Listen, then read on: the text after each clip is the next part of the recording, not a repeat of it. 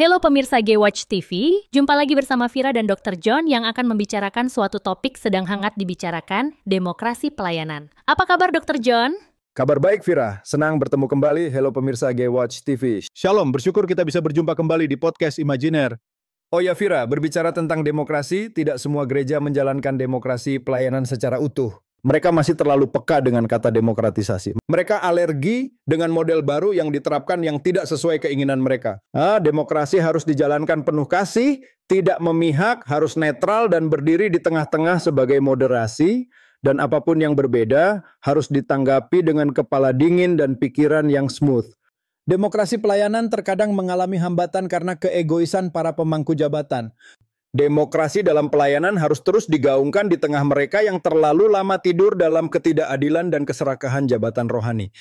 Jangan pernah berhenti mengumandangkan keadilan dalam pelayanan dan terus mengingatkan kata demokrasi bagi mereka yang gagap begitu Vira. Dr. John, saat ini sedang heboh. Hebohnya dibicarakan gereja ramah demokrasi. Bagaimana pendapat Anda? Gereja ramah demokrasi merupakan salah satu tindakan yang elok, baik sekali kalau dilaksanakan secara menyeluruh. Karena faktanya, selama ini yang sudah dilaksanakan hanyalah tindakan kesaksian gereja dengan berkunjung ke saudara-saudara yang berbeda secara iman, tukar pikiran, tukar pandangan, dialog lintas iman, dialog oikumene yang tujuannya adalah untuk merawat kerukunan umat beragama. Kegiatan lain diisi dengan kunjungan kasih. Namun harus diingat Vira, ini kan kesaksian secara eksternal atau demokrasi secara eksternal. Nah, kondisi ini bertolak belakang, secara internal demokrasi belum berjalan dengan baik.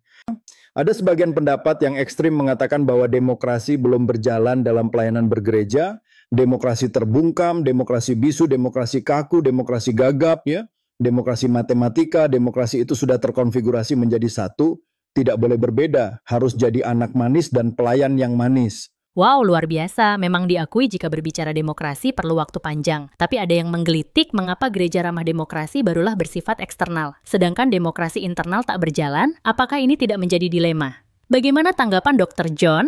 Wow, keren Vira. Kalau dikatakan dilema, tergantung dari sisi mana kita melihatnya, dari disiplin ilmu mana kita memandangnya, dan kriterianya apa. Yang jelas, jika kita melakukan sesuatu yang namanya demokrasi, artinya kita bisa menghargai sesama baik lingkup internal maupun lingkup eksternal. Bicara demokrasi dalam konsep pelayanan artinya kasih yang menjadi motivasi dan keadilan yang menjadi tujuan. Mana mungkin kita berbicara gereja ramah demokrasi di luar sana yang mengumandangkan suara kebenaran, suara kesetaraan, suara persamaan hak dalam berpendapat di pelayanan, sedangkan di kehidupan pelayanan kita sendiri masih tidak peduli, tidak mengasihi, masih ada iri hati, kecemburuan dan kebencian masih terpupuk. Akhirnya kita jadikan momen ini sebagai topeng demokrasi. Apakah sejauh itu sampai Anda katakan topeng demokrasi? Bagaimana memaknainya? Kita kan menipu diri kita sendiri seakan-akan kita berjalan dalam kebenaran, terlihat suci secara organisasi, kita terlihat mampu menjalankan sistem demokrasi dan demokratisasi, tapi seyogianya kita juga sadar sesungguhnya kita hanya pamer demokrasi alias pencitraan demokrasi. Baik Dr. John, kiranya penjelasan ini membuat kita semua dapat memahami dan mengerti demokrasi pelayanan. Sampai jumpa di acara podcast Imajiner berikutnya. Salam hangat Vira, presenter G-Watch TV.